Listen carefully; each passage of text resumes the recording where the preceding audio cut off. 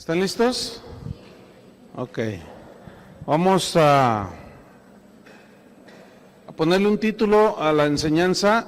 Vamos a hablar sobre la grandeza de su poder, siguiendo la epístola a los Efesios. Y vamos a leer el versículo, Efesios 1:18. Efesios 1:18 y 19. Ok, voy a leer y ustedes me siguen.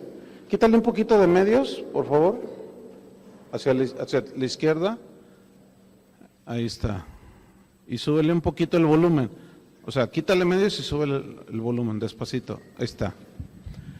Efesios 1:18, voy a leer.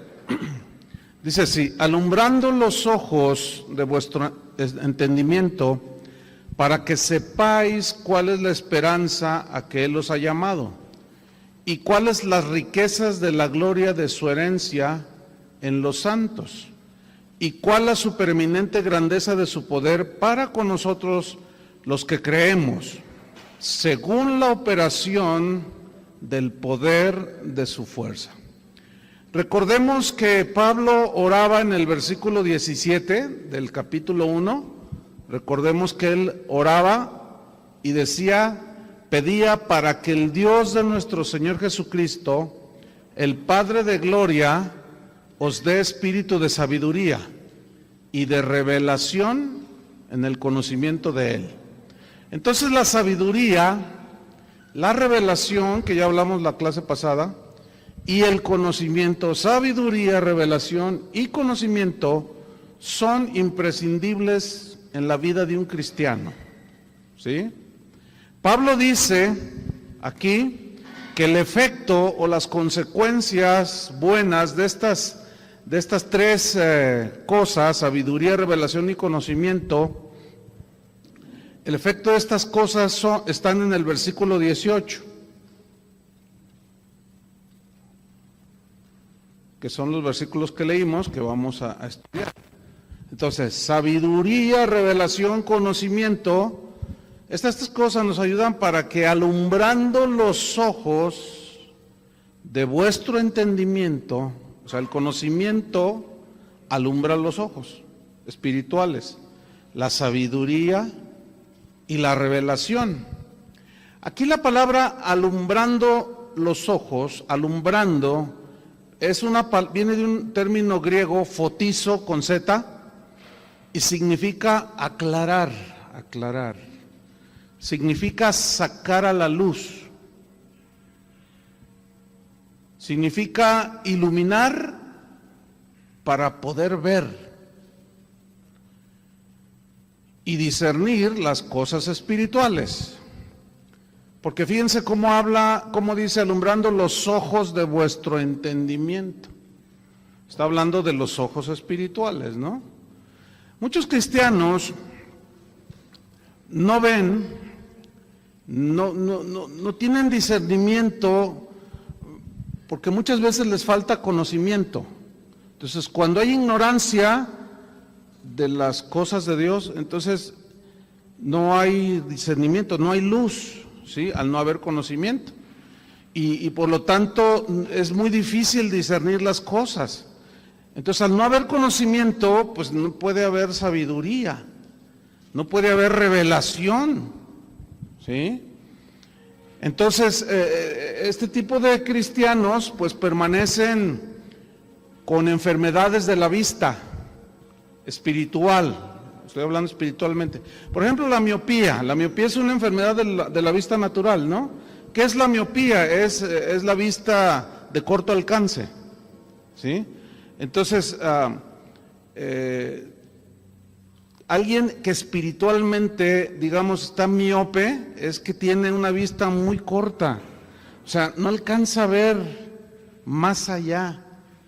Por eso Pablo oraba para que tuvieran conocimiento, sabiduría y revelación, ¿sí? Entonces, el que está miope espiritualmente no alcanza a ver las profundidades de las verdades de Dios. Por eso y cuando uno está enfermo de la vista natural, tienes que ir con el oculista y te hace un estudio y te adapta unos lentes, ¿no es cierto? Hay otra enfermedad de la vista natural que es el astigmatismo, y esto consiste en que la vista lejana es muy borrosa. Sí, o sea, puede ver en corto, pero no puede ver más allá. O sea, es lo contrario, pues, ¿no? Y luego está el estrabismo, que son los ojos cruzados, ¿no? O los viscos. Entonces, los ojos viscos que están cruzados. Entonces, fíjense, espiritualmente, estas enfermedades las pueden tener los cristianos. Pueden tener la vista muy corta, no alcanzan a ver de lejos. Y algunos están viscos. Sí, o sea, están viscos, se les cruzan los ojos. O sea, no ven bien, pues. ¿Por qué? Porque no tienen sano su sentido de la vista espiritual.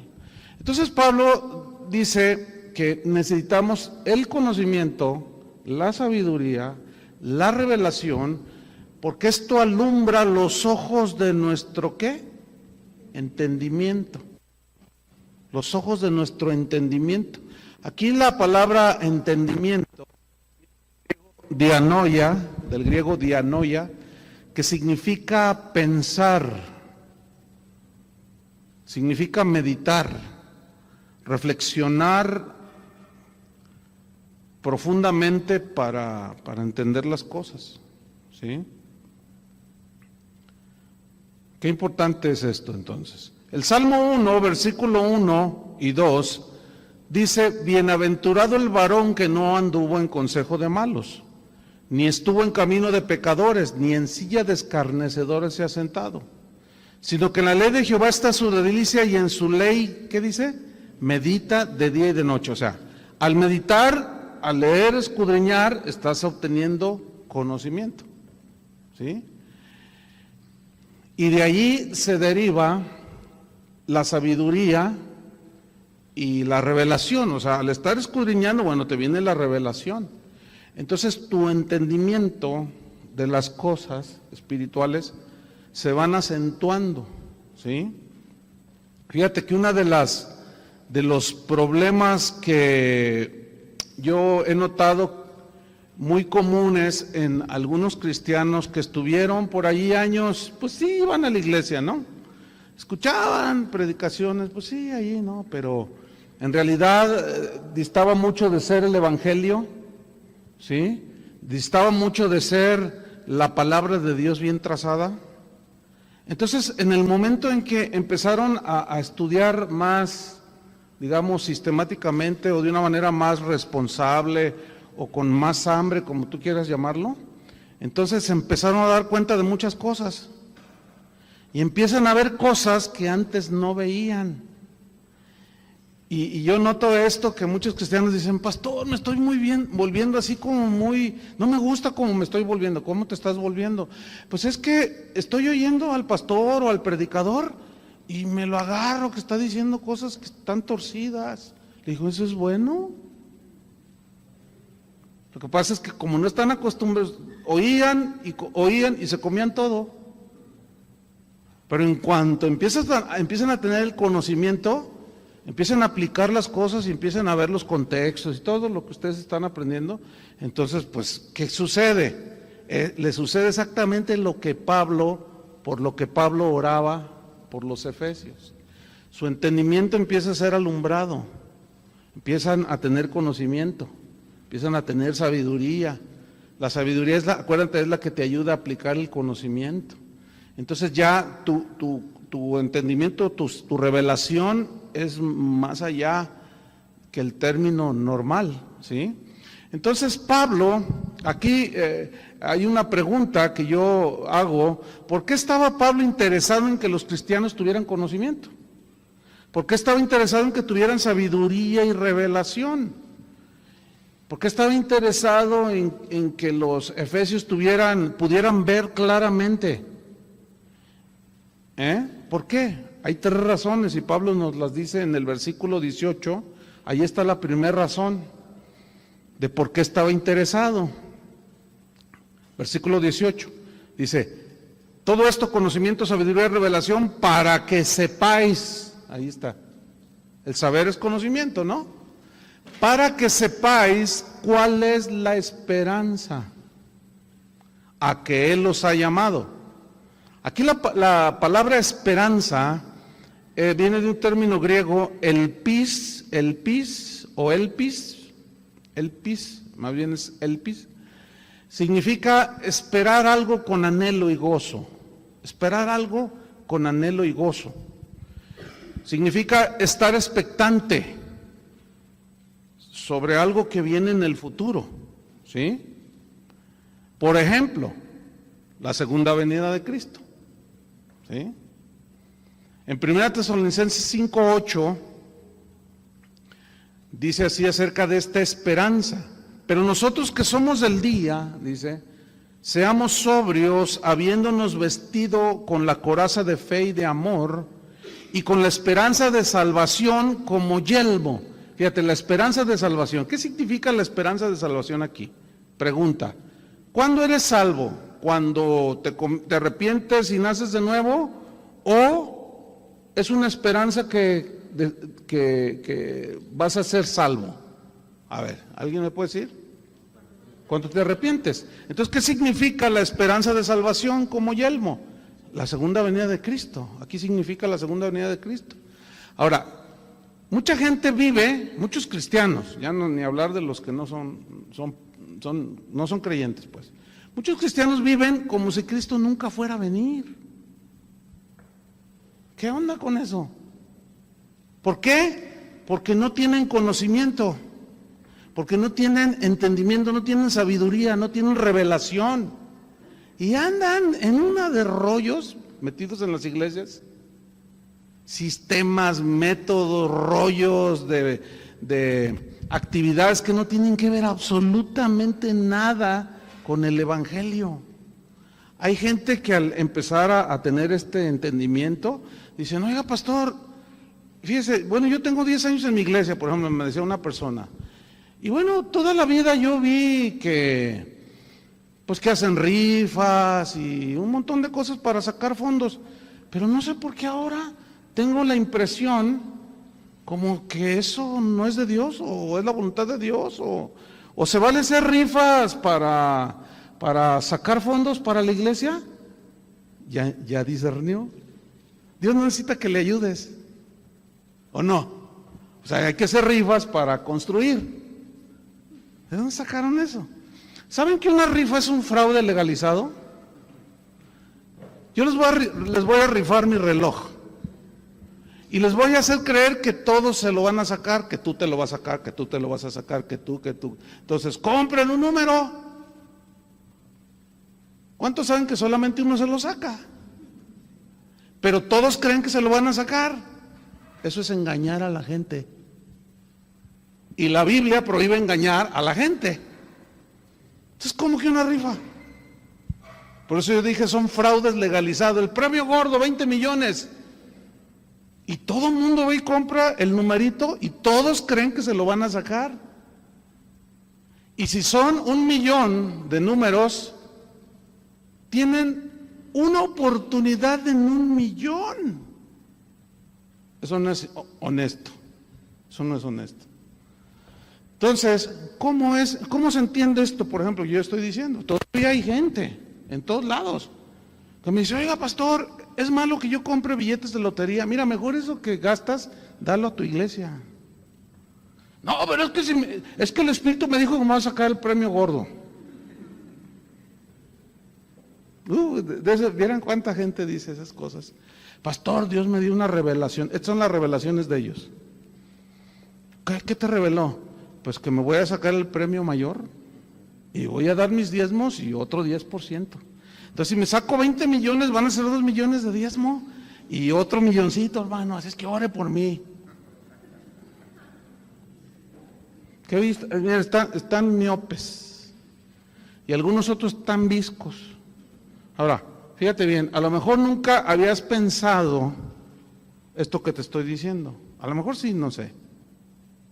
Esto de una rifa, y es que es un fraude legalizado, ¿o no? A lo mejor nunca lo habías visto así. Entonces si tú me preguntas, ¿y cómo tú lo pudiste ver? Por el conocimiento, ¿entienden? Y este conocimiento está al alcance de todos, para que sepan discernir entre su mano derecha y su mano izquierda, para que sepan qué es de Dios y qué no es de Dios. Por eso Dios dijo, hay de al que lo bueno le dice malo, y a lo malo le dice bueno. O sea, están tapados, están ciegos. ¿Ustedes creen que esa es la voluntad de Dios para sus hijos? No, ahí está toda la revelación, ya está toda la revelación.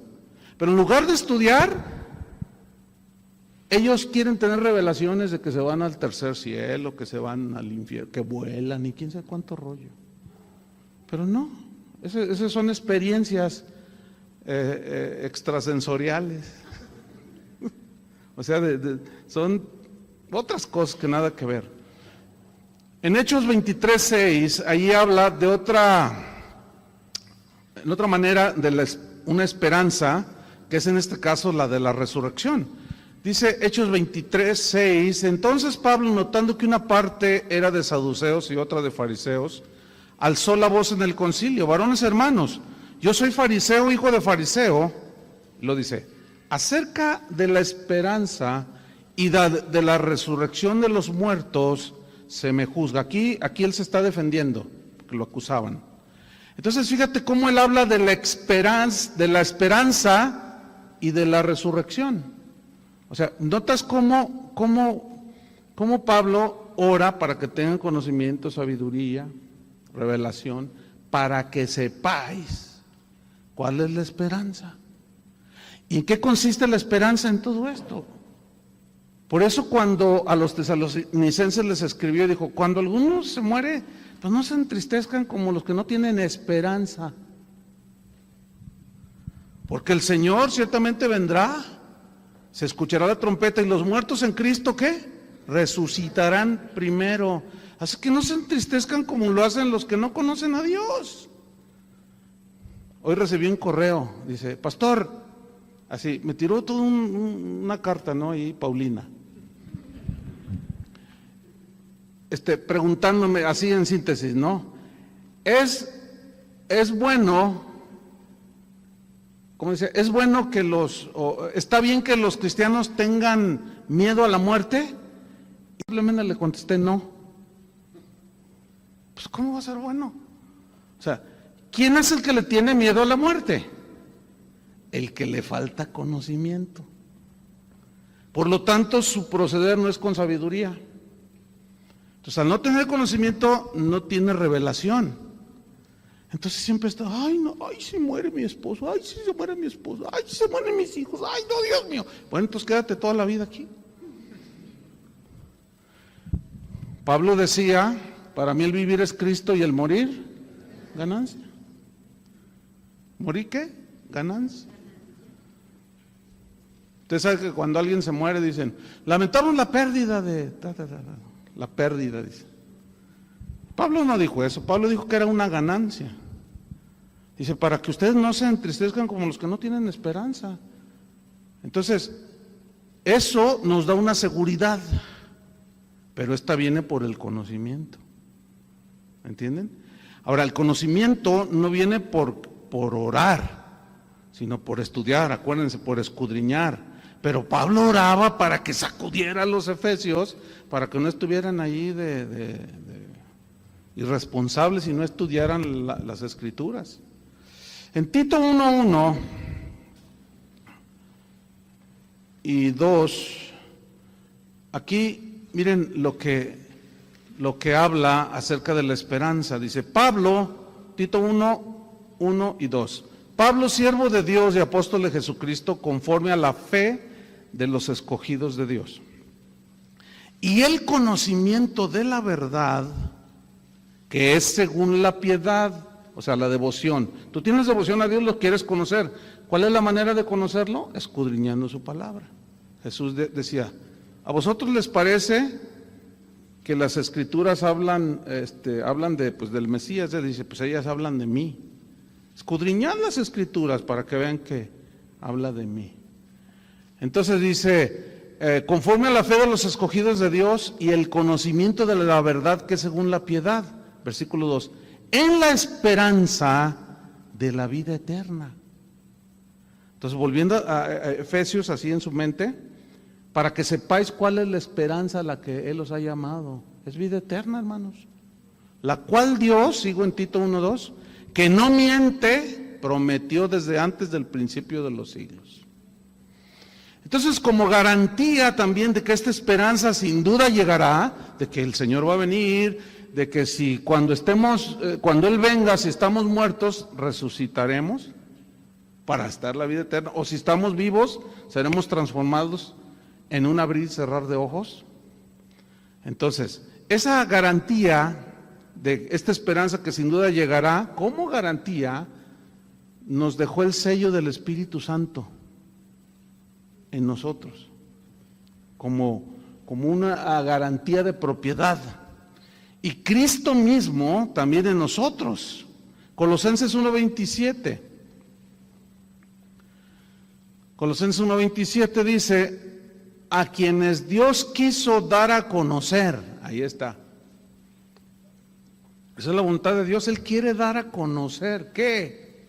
¿Qué quiere dar el Señor dar a conocer? Las riquezas de la gloria de este misterio entre los gentiles. ¿Cuál es ese misterio? Acuérdense que un misterio es algo que está escondido. Pero ya en el Nuevo Testamento, misterio, del griego musterión, significa algo que estuvo escondido, algo que ya es revelado. ¿Sí? Entonces, ¿cuál es la revelación de ese misterio entre los gentiles, o sea, entre los no judíos? Que es, aquí está la revelación, que es Cristo ya adentro, en vosotros, la esperanza, ¿de qué? De gloria. Cristo en vosotros, la esperanza de gloria. Ahora, con todo esto que Pablo nos está diciendo a través de sus cartas, viene una pregunta: ¿habrá algún cristiano que después de conocer esto pueda dudar de la seguridad de su salvación? No. Una vez que ya tiene esta revelación de que está seguro en Cristo, de que Dios trazó un destino para él, este cristiano es un cristiano que camina con seguridad, ¿sí?, en esta tierra. La segunda razón del por qué Pablo anhelaba que los cristianos tuvieran conocimiento, revelación y sabiduría, ¿cuál fue el número uno? Para que supieran la esperanza. ¿Cuál es la esperanza? En el mismo versículo 18, en la segunda parte, dice, ¿y cuáles? Que sepan cuáles son las riquezas de la gloria de su herencia. ¿Cuáles son las riquezas de la gloria de su herencia en los santos? Entonces, lo que nos está diciendo aquí es que los cristianos debemos de conocer a profundidad las verdades eternas. Tenemos que conocerlas. ¿Por qué? Porque esas son las riquezas de la gloria de su herencia en los santos. Es una riqueza espiritual. La Biblia, acuérdense que cuando habla de riquezas, su énfasis es en las riquezas espirituales. Nunca jamás el énfasis de las Escrituras es en las riquezas terrenales. ¿Por qué? Porque las riquezas terrenales se acaban. La ley de la entropía se las acaba, se desgasta todo. Pero lo eterno es una herencia como inmarcesible, ¿se acuerdan? Incontaminada e incorruptible. Entonces, Dios quiere que conozcamos las cosas incorruptibles, inmarcesibles, ¿sí? Por eso, y bueno, aquí entra, imagínate, es toda una, digamos, toda una doctrina, por ejemplo, la de la redención, es toda una historia impresionante, la redención, la salvación misma, el concepto de la adopción, ¿sí?, el perdón en la cruz, el sello del Espíritu Santo que tenemos todos los cristianos. Y todo eso Dios lo hizo por amor a nosotros. Y Dios quiere que nosotros entendamos y conozcamos esto, porque eso es lo que lo que nos da la solidez, ¿sí?, para caminar en la vida cristiana. Hebreos 5:12. Aquí sucedió algo lamentable en la vida de algunos cristianos. Hebreos 5:12.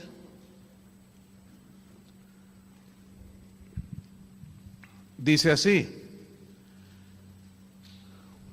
porque debiendo ser ya maestros, mira ese verbo, debiendo ser ya maestros, después de tanto tiempo, tenéis necesidad de que se os vuelva a enseñar cuáles son los primeros rudimentos de las palabras de Dios, o sea, la lechita, ¿verdad? Y habéis llegado a ser tales que tenéis necesidad de leche y no de alimento sólido. Y todo aquel que participa de la leche es inexperto ¿en qué? En la palabra de justicia. ¿Qué es un inexperto? Alguien que no tiene experiencia. Por ejemplo, tú te puedes graduar en contaduría, pero no tienes experiencia. Y luego batallas para encontrar trabajo porque dice, mínimo 5 años de experiencia. Y tú dices, ¿cómo la voy a tener si no me dan chance? ¿Verdad? Entonces, la gente quiere contratar a personas que tengan experiencia, no un principiante. Aunque de alguna manera todos inician así. Pero en este caso, dice que todo aquel que participa de la leche, o sea, que nada más está acostumbrado a la lechita, dice, es inexperto. O sea, no tiene experiencia en discernir, en comer el alimento sólido, que realmente es el que te alimenta cuando ya creces, ¿sí? Yo tengo un cachorrito, les decía que le puse Chicharito. Y pues ahorita es un cachorro de 3 meses, ¿no? Y pues come sus croquetas para un perro cachorro, de un cachorrito. Pero ya cuando tenga 1 año, 2 años, ya va a comer otro tipo de croquetas, ¿no es cierto? ¿Por qué? Pues porque va creciendo. Y si yo le dejo esas, pues a lo mejor le van a faltar nutrientes. Y a lo mejor va a estar débil en algunas partes de su cuerpo, ¿verdad? Porque le faltan los nutrientes. Es lo mismo espiritualmente. Es algo muy semejante. Tenemos que crecer en el conocimiento, en la sabiduría, etcétera. El otro día alguien me dijo, yo cuando te conocí no enseñabas como ahora. Le dije, yo no me acuerdo de ti. No, pues es que cuando yo te conocí hace 25 años. Pues gloria a Dios que no enseño como hace 25 años, ¿no? Dice, no, pues es que no, enseñabas diferente. Bueno, pues es que es obvio, ¿no? Es obvio que tú vas creciendo, vas aprendiendo, vas escudriñando, vas entendiendo más cosas. Un consejo que me dieron a mí de recién convertido, porque yo traía un hambre de la palabra, pero había cosas que no entendí, por más que las leía y les decía a otros estudiantes, oye, ¿cómo entiendes aquí? No le entiendo tampoco, y yo como que me desesperaba. Entonces yo iba mucho con un maestro y le preguntaba, maestro, ¿qué significa esto? Entonces él veía que yo era muy así, que preguntaba, ¿no? Me dijo, mira, tranquilo, porque también te puedes atragantar. Y si es cierto, ¿no? Dice, no, mira, Dios te va a ir revelando y mostrando, o sea, sigue con esa hambre, pero no te puedes comer todavía un filete, estás muy chico en el Señor. ¿Cuánto tienes que convertir? 1 año. No, pues se te va a atragantar. No, tú necesitas lechita, órale, ahí te va tu bibi. Pero aquí esta carta a los hebreos dice, ustedes debiendo de ser ya maestros, después de tanto tiempo todavía tienen necesidad que se les vuelva a enseñar las cositas. No, si hay cristianos que tienen 15 años, 20 años en el Señor y dicen, ay hermano, ¿cómo le hago? Porque a mí Dios no me oye.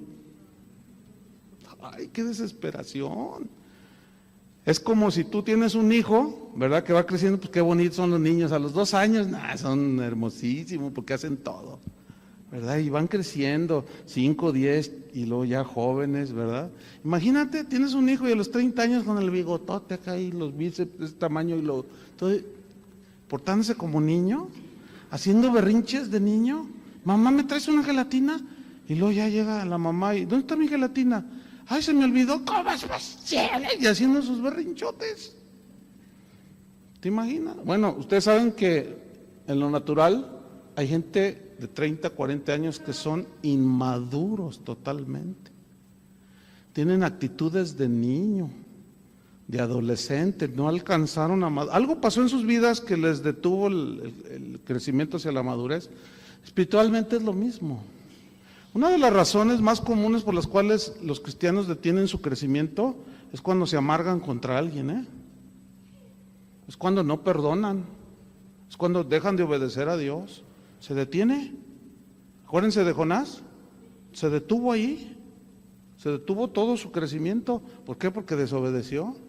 Pero van a la iglesia y van a la iglesia y cantan y quién sabe cuánto, pero siguen y se quedan bonsáis. ¿Sí? Porque el diablo los está corte y corte. La poda es buena, pero si te excedes te quedas bonsái. ¿Sí o no? Dice el versículo 13, todo aquel que participa de la leche es inexperto en la palabra de justicia porque es niño. O sea, no ha madurado. Fíjate el 14. Pero el alimento sólido, está hablando del alimento espiritual, es para los que han alcanzado, ese verbo alcanzar es una meta, es para los que han alcanzado madurez, para los que por el uso tienen los sentidos ejercitados en el discernimiento, ahí está, del bien y del mal. Seguramente ustedes han visto la escena de los catadores de vino, por ejemplo. Generalmente los catadores de vino no suelen ser alcohólicos, fíjense. ¿Qué cosa, no? Un catador de vino es el que está con el puro olfato y con la vista de cómo es la caída del vino en la copa y ciertas cosas. Ellos se dan cuenta cuando el vino está en su punto, según la calidad de vino que quieran sacar, ¿sí? Entonces, ¿por qué? Porque van aprendiendo, ¿sí? Entonces, en la vida cristiana, desarrollar el discernimiento, hermanos, es básico. Los lobos te tragan si no disciernes, ¿sí? El pecado te puede engañar, la tentación que se disfraza, y Satanás, que es un ángel de luz que se disfraza, si no hay discernimiento. Por eso Pablo estaba muy preocupado para que los cristianos crecieran en conocimiento, en sabiduría y en revelación. Entonces, si nosotros desechamos el conocimiento que nos alumbra para ver las verdades profundas de Dios, no maduraremos. Eso es obvio, ¿no? No vamos a madurar y vamos a permanecer en un estado espiritual infantil. Infantil. La tercera razón del por qué Pablo estaba muy interesado en que los cristianos tuvieran conocimiento, sabiduría, revelación, está en el versículo 19. Esta es la tercera razón, para que sepan cuál es la supereminente, Efesios 1:19, cuál es la supereminente grandeza de su poder. Mira qué palabras usa. ¿Cuál es la supereminente? Aquí supereminente significa superabundante. La superabundante grandeza de su poder. La palabra grandeza aquí viene del griego mega. ¿Han oído de mega? Mega mercado, mega. Entonces, que sepan cuál es la supereminente, la abundante mega. Mega significa pues enorme, ¿verdad? Grandeza, enorme grandeza de su ¿qué? De su poder. Entonces aquí está enfatizando lo superabundante y lo enorme de su poder. Aquí la palabra poder viene del griego, ustedes lo saben, dunamis, y es la fuerza. La dunamis es la fuerza y la capacidad que Dios tiene para llevar a cabo cualquier cosa. Repito, la grandeza de su poder, aquí poder es la fuerza y la capacidad que Dios tiene para llevar a cabo cualquier cosa. Por eso Él es el Todopoderoso. Y Dios quiere que conozcamos lo más profundo acerca del poder que Él tiene. Ahora, ¿poder para qué? Para andarse exhibiendo, haciendo milagros y todo. ¿Ustedes creen que eso es? Mucha gente cree que eso es. Y ven que un paralítico se levanta y dicen, ¡ay, extraordinario, maravilloso milagro! Vi el poder de Dios, dicen. eso también lo hacen los brujos. O sea, todo aquello que los hombres no cristianos puedan hacer, que los cristianos hacemos, está en un nivel muy de niñez. Porque a ver, pueden reproducir ellos en los demás paz, gozo, paciencia, ¿verdad que no pueden? Entonces, ¿será eso el poder de Dios? Solamente, como muchos lo reducen, a que cayó polvo de oro, que cayeron diamantitos, que alguien extendió la mano y se cayeron, dijeron, ¡y qué poder! Y luego se levantan y siguen iguales de adúlteros, iguales de tranzas. No conocen el poder de Dios. Ahora, ¿en qué consiste? Por ejemplo, fíjate lo que Pablo conocía y hablaba del poder al que mismo se refirió. Romanos 1:16, por ejemplo. Lo que la Biblia habla de lo que es el poder, dice. Romanos 1:16. Porque no me avergüenzo del Evangelio. ¿Por qué? Porque es poder de Dios para salvación. Todo aquel que cree, al judío primeramente y también al griego, o sea, a todos. Ahora, pon mucha atención. Pablo decía, yo no me avergüenzo del Evangelio. No me avergüenza predicar el Evangelio tal y como es. ¿Por qué? Porque conozco que el Evangelio es el que tiene poder, es el poder de Dios para salvación. ¿Sabes por qué hoy muchos ministros, pastores, líderes no predican el Evangelio? Dicen, hermanos, vamos a hacer una actividad para atraer a los jóvenes, para acercarlos a Cristo, dicen. Entonces, pintan todo de negro el techo, ponen un montón de luces, ponen todo a media luz, va a empezar la reunión de jóvenes y parece una disco para traer a los jóvenes a Cristo. Hazme favor, esos no conocen el poder del Evangelio. No tenemos que reducir, no tenemos nosotros que hacer artimañas para acercar a las personas a Cristo. No, ¿cuándo hizo eso Pablo? ¿Cuándo disimuló? ¿Cuándo le bajó a la predicación del Evangelio? Que ese es el distintivo de muchos predicadores de hoy. No digas Jehová porque la gente se asusta. No les vamos a decir pecado porque no se asusta. Ni se te ocurra mencionar algo sobre los homosexuales porque se me va media congregación. No, hay que hablarles del amor de Dios, dicen. Hace 2 días se conmemoró el 10º aniversario de la caída de las Torres Gemelas, ¿sí? Y pues en todos los canales abundaron los documentales y yo estaba viendo 2 que nunca había visto, bien interesantes, pues son relativamente nuevos. Y eran un testimonio de cómo cuando se estrelló el primer avión, creo que era el piso 88, del 88 para abajo, muchos se pudieron salvar. Del 88 para arriba, marcharon. Pero el punto que yo quiero mencionarles es esto. Los del piso 88, que de eso se trató, porque hubo ahí alguien que los dirigió y los salvó, es bien interesante y viene ahorita a colación por esto, porque ellos en casos de contingencia tienen la instrucción de esperar la ayuda. Se esperaron. Entonces otros decían, no, pero es que no sabemos qué fue lo que pasó. Pues no sabían que un avión se había impactado. No, las instrucciones son que no nos movamos. Entonces estaban allí y dialogaban hasta que uno dijo, no, ¿saben qué? Vámonos, dice. Y saben, uno que tenía conocimiento. Entonces, ese agarró, encontró por ahí un radio o un celular y llamó a la esposa y dijo, no, estoy viendo la televisión, se estrelló un avión, dice. Entonces les dice, es que se estrelló un avión. Y tú, estás loco, ¿cómo que se estrelló un avión?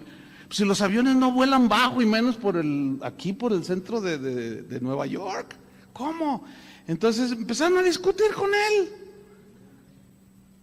Entonces, ¿saben una cosa? Esto está mal. Y yo sé, algo tuvo que ver con la seguridad, y él sabía la ruta de escape. Fíjate qué tremendo. Él la conocía, pero estaba todo lleno de humo y estaban todos ahogándose y las cosas, imagínate a no sé cuántos grados, 1000 grados creo centígrados estaba allí, entonces el calor, y se empezaban a caer las cosas, a derretir cosas. Entonces, ¿saben qué? Vámonos, la salida es por aquí. Y algunos decían, no, yo aquí me quedo. Bueno, eso, eran dos en realidad, después otro le dijo, yo te hago segunda. Y eso salvaron un montón de gente. Pero les dijeron, al final todos cayeron en razón de que debían de seguirlos y todos esos se salvaron. Pero hubo unos del piso 84 por allí que dijeron, no, aquí nos vamos a esperar. Pero es que esto no tiene solución. Esto no, los bomberos, ¿cómo van a llegar los bomberos hasta acá? Pues no hay escaleras de tantos metros. No, aquí nos quedamos. Les avisaron, les advirtieron, dijeron, no, bueno, pues vámonos, y se fueron. Y esos, a los 70 minutos de eso, se cayó esa torre. ¿Qué prefieres tú que te digan? ¿Que la torre está a punto de caerse o que te hablen de que todo está bien allá afuera? ¿Ah? Bueno, ¿qué es lo que están haciendo muchos pastores, muchos predicadores? Se está quemando todo y están diciendo que todo está bien. Pero ¿saben por qué hacen eso? Porque no conocen el poder que hay en el Evangelio para salvarse. Esa es la única manera en que una persona se puede salvar de la condenación del infierno. Cuando oye el Evangelio. ¿Y qué es el Evangelio? Las buenas nuevas de que Jesús murió por tus pecados, pero para fin de que tú te arrepientas tienes que reconocer que eres pecador. ¿Cómo te vas a dar cuenta? ¿Cómo se da cuenta la gente que va a ser pecadora si le prendes luces de colores y les pones cámaras de humo y les hablas bonito? Es un vil engaño. Pero el punto aquí central es que los predicadores están rebajando el poder del Evangelio, porque no lo conocen. Entonces no confían más en sus estrategias. Y Pablo decía, yo quiero que tengan conocimiento, sabiduría y revelación, y que conozcan la supereminente grandeza de su poder. Que no solo nos salva, mira lo que dice Judas 1:24, sino que también ese poder nos guarda de ser arrebatados de Dios. ¿Se acuerdan que Jesús dijo, nadie los arrebatará de mi mano? Y nadie es nadie, ¿eh? Judas 1:24 o versículo 24. Mira lo que dice. Y aquel que es poderoso para guardaros sin caída y presentaros sin mancha delante de su gloria con alegría. Aquel que es ¿qué? Poderoso para guardaros sin caída. Ahora, pongan atención. Esa frase guardarnos sin caída no significa que no pequemos. Significa que no hay pecado que nos arranque de sus manos. Porque una vez que somos sus hijos, eventualmente podemos...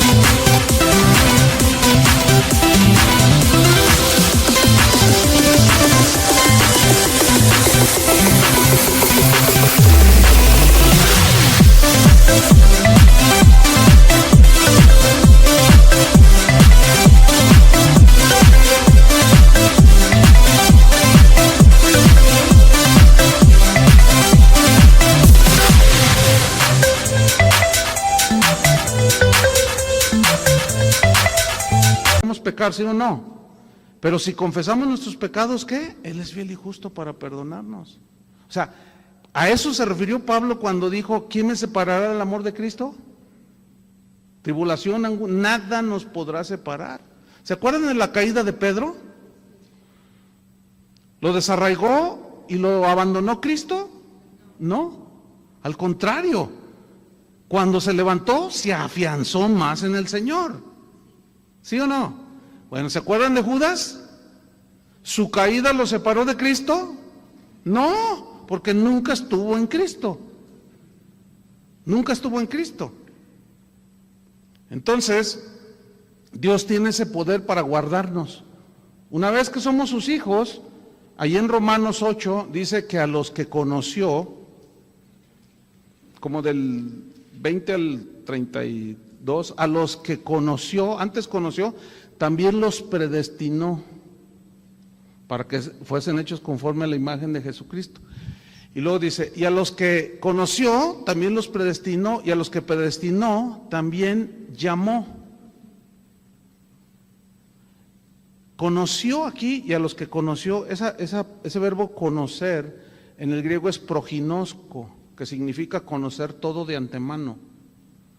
A Jeremías 1:5 le dijo, antes que te formase en el vientre de tu madre te conocí. Antes que nacieses te di por profeta a las naciones. Ya Dios nos conocía desde antes de la fundación del mundo. Y a los que conoció también los predestinó. ¿Sí?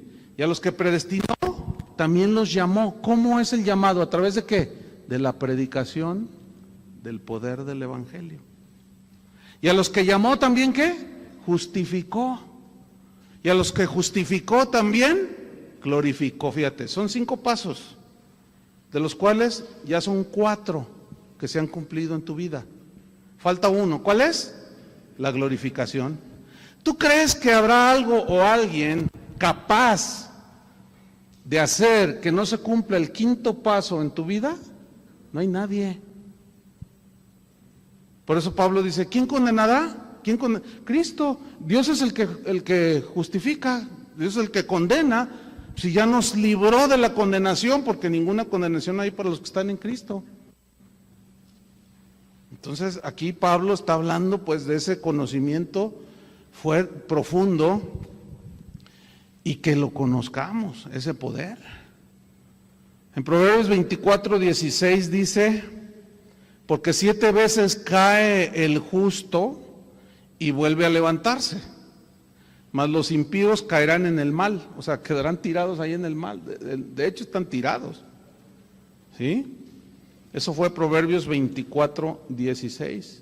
7 veces cae el justo y vuelve a levantarse, mas los impíos caerán en el mal. O sea, significa, el justo se levanta, porque Dios lo levanta, pero el impío, ese se cae y ahí se queda, no se puede levantar, porque no es hijo de Dios. Pero en el momento en que recibe el evangelio, se da cuenta de su condición pecaminosa, se arrepiente, y en ese momento el poder del evangelio opera en él, para hacerle una nueva criatura. Y una vez empieza a crecer, y Dios quiere que conozca la supereminente grandeza de su poder. Ahora, fíjate, retomando el versículo que estamos estudiando.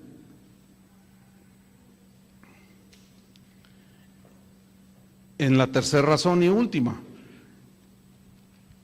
que sepan cuál es la supereminente grandeza, la enorme grandeza de su poder, o sea, la fuerza y la capacidad que Dios tiene para llevar a cabo cualquier cosa. Dice, y luego mira lo que dice, para con nosotros, los que, ¿qué dice? Los que creemos, los que creemos. Entonces, nosotros, los que creemos, estamos súper seguros en Cristo. Estamos súper protegidos en Cristo. Todo esto se da, al final del versículo nos dice, según la operación, o sea, la manera de obrar, de cómo Dios obra, del poder de su fuerza. Y eso es lo que Dios quiere que conozcamos, que tengamos conocimiento de esto. Por eso cuando un cristiano, fíjate, cuando un cristiano está pasando por situaciones de prueba, que no son fáciles, son difíciles. Cuando conoce esto, sabe que Dios lo puede sacar. Por ejemplo, cayó enfermo, sabe que Dios lo puede sanar instantáneamente, porque conoce la eminente grandeza de su poder. Pero y él ora como Pablo, y Dios lo puede levantar, pero también puede Dios responderle y decirle: bástate mi gracia, porque estoy tratando el orgullo contigo. Y tú te aguantas. ¿Por qué? Porque como conoces su poder, no dudas de su poder. Tú sabes que Dios te puede levantar así, pero, como en el caso de Pablo, bástate mi gracia. Entonces dijo, Pablo lo entendió, porque él conocía eso. Y dijo, entonces me gloriaré en mis debilidades, para que repose sobre mí el poder de Cristo. Fíjate. Por eso me gozo en mis debilidades, porque cuando soy débil, o sea, cuando no confío en mis recursos, entonces soy fuerte. Uy, eso que les estoy compartiendo es bien grueso, ¿eh? Eventualmente yo me encuentro con pastores, así en conferencias, y me preguntan, o a veces me escriben o me mandan preguntar, pero es muy común esta pregunta. Me dicen: pastor, ¿cómo le hace para pastorear una iglesia tan grande? Y ya no solo la iglesia, sino un montón de iglesias que están surgiendo allí. Les digo, no, pues es que yo no soy el pastor titular. No, yo soy ayudante del pastor. Dice, ándale, danos la clave.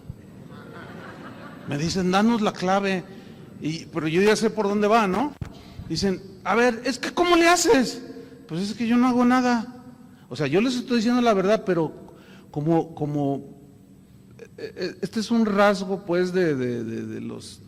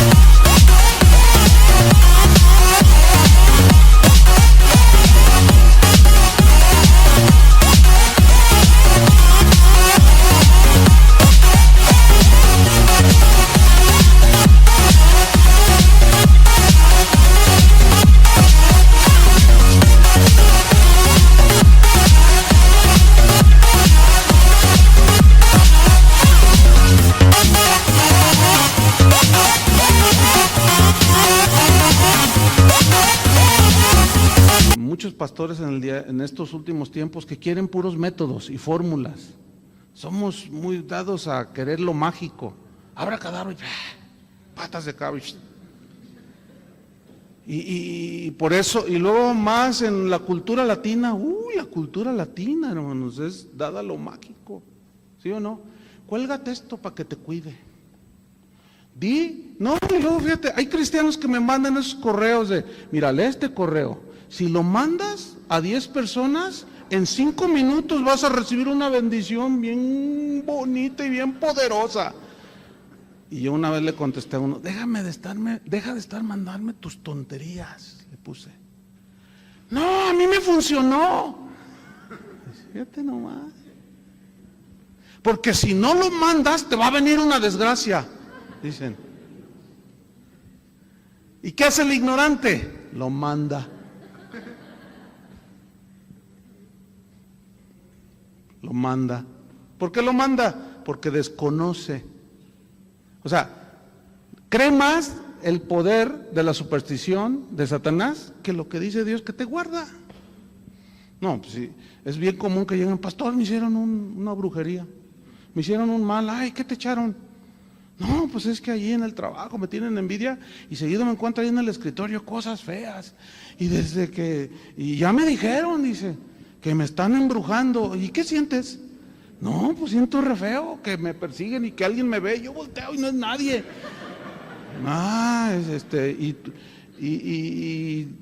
¿Tú eres cristiano? Ay, claro, pastor. Tengo 15 años de cristiano, hermano, yo predico, yo apoyo la iglesia, viera que Dios me usa. No conocen el poder de Dios. Le tienen le tienen miedo al poder del diablo. Van a ver la clase que viene, ¿eh? Vamos a hablar de que Él está sobre todo poder, nombre que se nombra, sobre toda autoridad, sobre... Entonces, por eso Pablo quería que los cristianos tuvieran conocimiento, sabiduría y revelación para que conocieran la abundancia de las riquezas de su gloria, que es nuestra herencia aquí y la vida eterna en el futuro. Vamos a dejar aquí.